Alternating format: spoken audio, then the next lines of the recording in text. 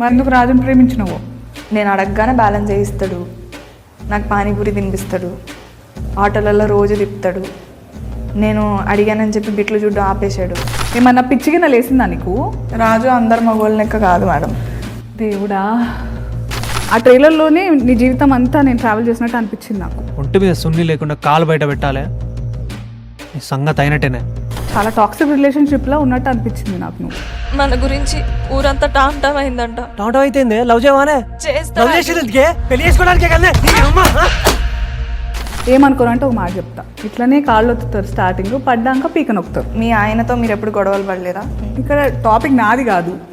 దెబ్బలలో కూడా ప్రేమ కనిపించింది. ఇదంతా సినిమాలలో బాగుంటుంది కానీ నిజంగా బాగుండదు. అదంతా ప్రేమిస్తే ఎట్లా నొప్పి ఇస్తారు నాకు అర్థం కాదు. చెప్పు.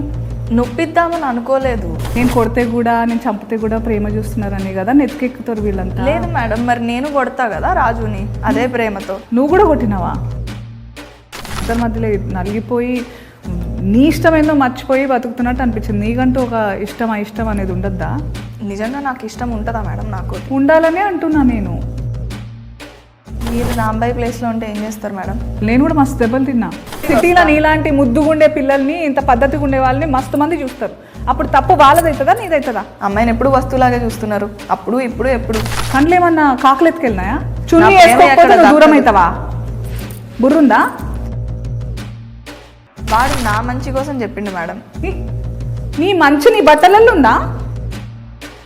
ఏమో మేడం, నాకు అవన్నీ తెలియదు. రాజుగాని ఏం చేసినా నాకు ప్రేమే కనిపిస్తుంది.